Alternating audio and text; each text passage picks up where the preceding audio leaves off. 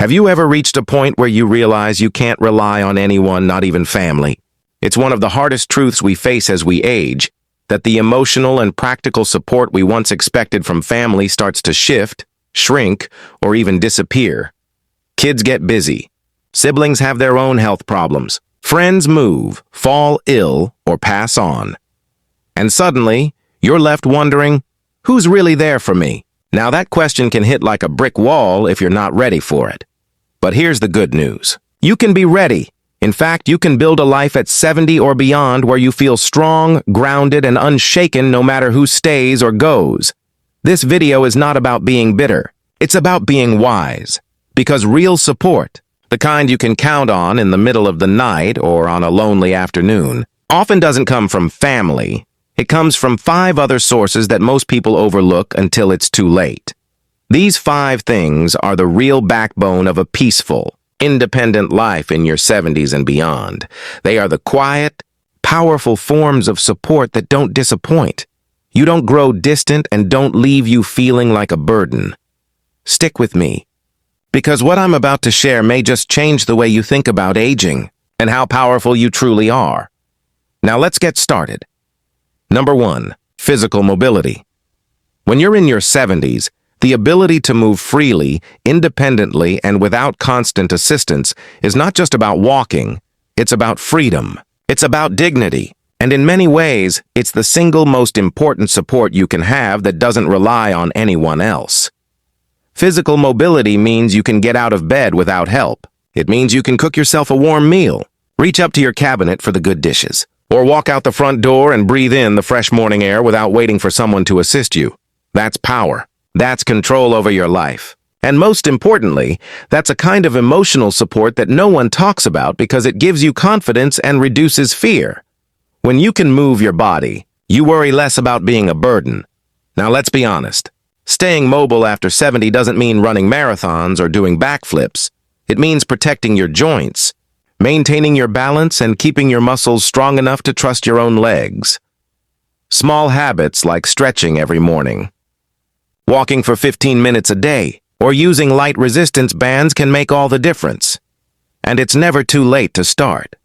Many people think the decline in mobility is inevitable. It's not.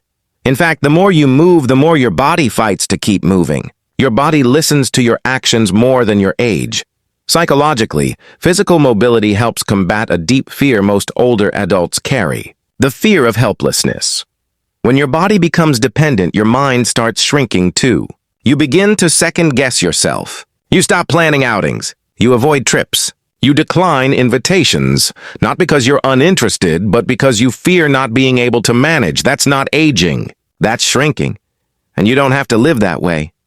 Take Harold, a 78-year-old man I met at a park in Florida. He walks laps every morning with a cane, rain or shine. I asked him once why he's so committed, and he said, "Because the moment I stop walking is the moment I start waiting for someone to help me. And I don't want to wait. I want to live." His mobility isn't perfect, but it's his, and it gives him peace. He still drives to the grocery store, still visits friends on Sundays, and still climbs the 3 steps to his front porch with pride. Not because someone built a ramp for him, but because he refused to stop moving. The reality is, when you invest in your body, even a little bit, it gives you back a level of freedom most people don't appreciate until it's gone. Family may not always be there to take you to appointments or help you get up from a fall. But if your legs are strong, your core is stable, and your balance is steady, you can delay those needs. You can keep your independence longer than most expect. And that's the kind of support that gives you confidence, not just physically but emotionally. So if you're feeling stiff or weak these days, that's okay. Don't judge yourself. But start where you are. Move a little more today than you did yesterday. Stretch while you wait for your coffee to brew. Take 1 extra lap down the hallway, because every small effort builds something big. Your own reliable foundation. A foundation that walks beside you every step of the way, no matter who else shows up. Number 2, financial simplicity. When you reach your 70s, peace of mind doesn't come from how much money you have in the bank. It comes from knowing what you need, what you can manage, and how to live within your means without fear or shame.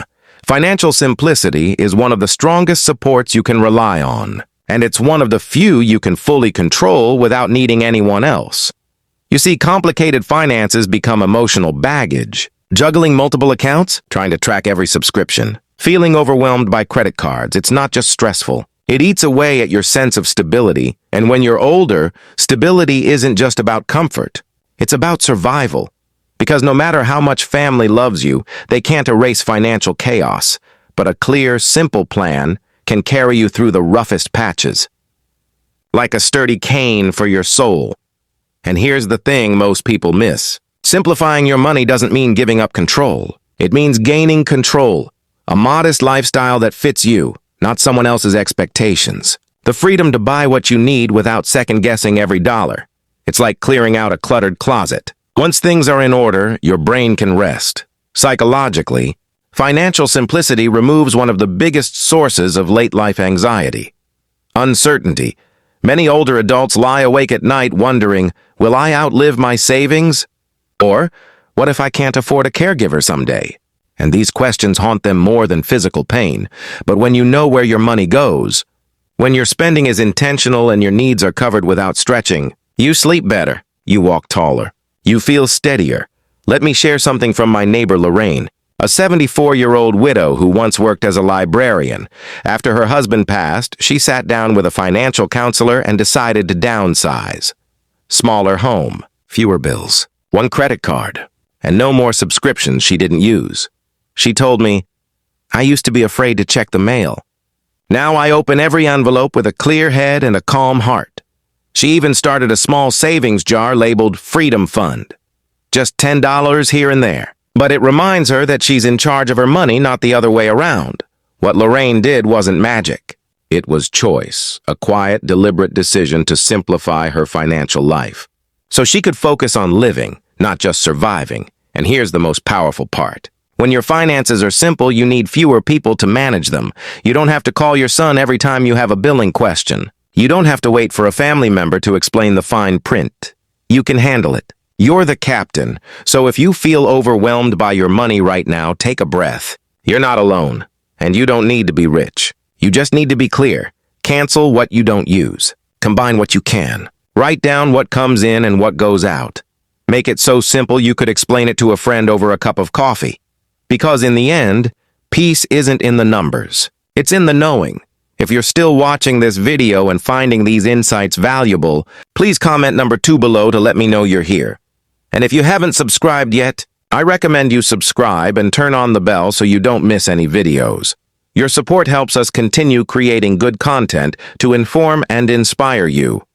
Now, let's move forward. Number 3. Consistent health routine. At 70 and beyond, your strongest support isn't your children, your neighbors, or even your doctor. It's your daily health routine. I'm not talking about trendy workouts or expensive supplements. I mean the small, steady actions that you repeat every day to keep your body and mind in working order. This is the kind of self-reliance that builds true independence, because when your body feels steady, so does your spirit. You see, many people wait until something goes wrong before they start paying attention to their health. But that's like patching a leaky roof during a thunderstorm. It's reactive, and it keeps you in crisis mode. A consistent routine flips that. It puts you in charge. When you walk every morning, drink your water, stretch your legs, take your medications on time, and eat what fuels you, not what fills you. You are creating a rhythm of respect for yourself. And that rhythm carries you forward on the days when motivation is low and the body feels heavy. There's a hidden power in routine, especially in later years. Psychologically, routines reduce anxiety because they remove decision fatigue. You don't have to ask yourself, should I do this today? You just do it. That predictability creates stability, which leads to confidence. And confidence is what keeps you from feeling like a burden on others. It lets you say, I'm still capable. I'm still in motion, and I still take care of me. Let me tell you about Frank, an 81-year-old former electrician I know. Every morning at 6 a.m., he makes a cup of green tea, does 15 minutes of chair stretches, takes his morning meds, and goes for a 30-minute walk around the block. Rain or shine, He told me once, "It's not about exercise. It's about telling myself every morning that I still matter." That hit me, because Frank's routine isn't about fitness. It's about identity, about staying connected to the part of himself that refuses to quit just because the years are adding up. And here's something you might not realize. When you have a routine, you actually need less help, not more. You're less likely to forget your pills, less likely to have falls, less likely to feel lost in the day. It's like building a sturdy path in a foggy forest. Even when things feel unclear, your feet know where to go, because they've walked it every day. That's real support. And it doesn't depend on anyone but you. Of course, some days are harder than others. Your joints ache, your energy dips. The weather keeps you inside. That's okay. The routine can be flexible. What matters is not perfection, but consistency. A little walk around the house, a few deep breaths by the window, drinking a full glass of water before bed. These aren't big tasks, but together they become a net that catches you, holds you up, and keeps you moving forward with grace.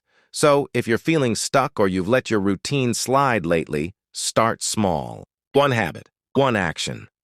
Because every time you show up for yourself, you're proving that you are your own best caregiver, and that's a kind of support no one can take away. Number 4, emotional resilience. If there's one form of support that grows more valuable with age, it's emotional resilience, not money, not even health. Because when your emotions are strong, you can weather just about anything. Loneliness, grief, setbacks, and yes, even the disappointments that sometimes come from family. Emotional resilience is what lets you sit in silence without feeling empty and face hardship without feeling destroyed. At 70, life has likely already thrown you a handful of losses, maybe more. A spouse passing, children drifting away, health declining. And the mistake many people make is thinking that emotional strength means never feeling sad. That's not it. Emotional resilience is about feeling deeply, but not being drowned by it. It's about letting the sorrow pass through you, not take root in you. This kind of strength doesn't come from pretending everything's fine. It comes from telling yourself, "This hurts, but I can handle it." And the truth is, every time you do that, every time you sit with pain without running from it, you become less afraid of what's next. That's powerful. That's liberating. You're not leaning on others to carry your sorrow. You're learning how to hold it without it breaking you. Let me share a story. There's a woman named Eileen, 77, who lost her husband 5 years ago and lives on her own now. I asked her once, "What gets you through the hard days?" She said, "I light a candle every night, not because I'm religious, but because it reminds me I'm still here. I cry some nights. I laugh others. But I always tell myself, you made it through today." That small ritual is her way of honoring her pain without letting it swallow her. That's resilience. You see, emotional resilience isn't just about surviving the big tragedies. It's about managing the small disappointments too, when your son doesn't call, when a friend moves away, when you realize you can't do what you used to. If you crumble every time something shifts, life becomes too painful to enjoy. But when you have emotional strength, you gain freedom. You're not at the mercy of other people's choices or the world's changes. You're steady because you choose how to respond. Psychologically, emotional resilience rewires your brain. It helps your thoughts slow down. It teaches your nervous system not to overreact. It builds confidence that you can face uncertainty and still be okay. And in older age, when so much is uncertain, that's one of the most valuable gifts you can give yourself. Now, if you're wondering how to build emotional resilience, it starts with awareness. Talk to yourself with kindness. Allow your feelings to be real, but don't let them run wild. Find small grounding routines like writing in a notebook, walking in nature, or simply putting on music you love. And remind yourself often that you've survived every hard thing up to now. That's not luck. That's strength. So yes, family may fade, health may falter, but if your emotional core is strong, you will still stand clear-eyed, steady-hearted, and rooted in the quiet knowledge that you are enough all by yourself. If you're still watching this video and finding these insights valuable, please comment number 4 below to let me know you're here. And if you haven't subscribed yet, I recommend you subscribe and turn on the bell so you don't miss any videos. Your support helps us continue creating good content to inform and inspire you. Now let's move forward. Number 5. A personal code of values. There's something deeply powerful about having your own set of values, especially after 70, when the world around you shifts, when people let you down, and when the future feels uncertain. Your personal code becomes your compass. It tells you who you are, what matters, and how you want to live no matter what anyone else does. Too many seniors lose their sense of direction because they've spent a lifetime living by others' expectations. They were the good parent, the faithful worker, the supportive spouse. But once those roles fade, they're left wondering, what now? That's where a personal code steps in. It says, this is who I am, and this is how I live, regardless of who's watching. A strong personal code might include things like honesty, kindness, responsibility, simplicity, or self-respect. These aren't flashy. They're not impressive to anyone but you, and that's the point. When you live by your own values, you stop needing approval. You stop chasing validation. You stop being rattled when someone disagrees with you, because your peace doesn't depend on them. Let me tell you about Howard, a man I met in his early 80s. He once said, I have 5 rules. I speak the truth. I don't waste food. I always return a borrowed thing. I forgive fast. And I sleep with a clear conscience. That's it. And every day, Howard lives by that. He's not rich. He doesn't have a big family. But he walks around with a kind of quiet dignity that's rare. Why? Because he knows who he is. His code anchors him. Psychologically, having a personal code helps reduce regret. It makes your choices simpler. You don't lie awake wondering, did I do the right thing? Because you already know what the right thing is for you. It also builds internal stability. When life throws you a curveball, and it will, you're less likely to panic. You'll think, what do my values say about this? And that becomes your guide. In fact, studies in elder psychology show that seniors who live by a consistent set of values report higher life satisfaction, lower anxiety, and better cognitive health. Why? Because clarity brings calm. When your life has a through line, a thread of integrity, it keeps you grounded. But here's what's even more important. Your values are yours. No one else needs to agree with them. You don't have to explain them. You just have to live them. That's what makes them powerful. Whether it's waking up early to greet the sun, refusing to gossip, being generous even when you have little, or staying curious about the world. Whatever values speak to your soul, hold on to them. Let them carry you. Because when you can look in the mirror at 75 or 85 and say, I lived according to what I believe, that's real success. That's real self-respect. And no one, not your children, not society, not even time, can take that away from you. It's the kind of support that never fades, because it lives inside you, and in the end, that's what this journey is about. Not being remembered by everyone else, but being at peace with yourself. A personal code gives you that peace. It's not loud. It doesn't boast. But it holds you up quietly, faithfully, when everything else changes. Final thoughts. As we age, we often find ourselves reflecting on who really stands beside us when the lights are low and the days grow quiet. And it's not always who we thought. Family, friends, even our own bodies, can become less dependable with time. But that doesn't mean we're left with nothing. In fact, the older we get, the more we realize that some of the strongest supports in our lives were never outside of us at all. They were within us, waiting for us to lean on them. Maybe it's the quiet strength of daily routines, the comforting rhythm that tells your mind and body, you're safe, you're grounded. Or maybe it's the joy of small pursuits, things that make the hours feel meaningful, even when no one else is around. These are not just hobbies. They're lifelines to our own identity and purpose. Then there's physical self-maintenance, something as simple as keeping your legs strong and your meals balanced. Can spell the difference between independence and dependence. It's a truth we don't always want to hear, but it's one that gives us the most control over how we age. Taking care of yourself isn't vanity. It's wisdom. We also talked about having a sharp mind, staying curious, staying engaged, staying alive in the world of ideas and change. When your brain keeps growing, so does your sense of relevance and resilience. You don't fade away. You adapt. You evolve. You surprise even yourself. And perhaps most quietly powerful of all, we explored having a personal code, a set of values that define who you are, no matter who walks in or out of your life. That's your compass. That's your armor. That's what allows you to age with dignity and die with peace. So what does this all mean? It means that the most reliable support system after 70 might not be a person, but a mindset.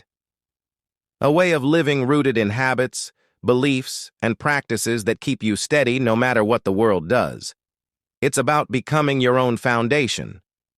Because when you can stand strong alone, you never really feel alone. That kind of inner strength isn't just comforting, it's liberating. Now, here's a gentle challenge for you. Take a moment, maybe after this video ends, and ask yourself, which of these supports do I already have in place? And which one do I want to build up starting today? Don't be afraid to start small.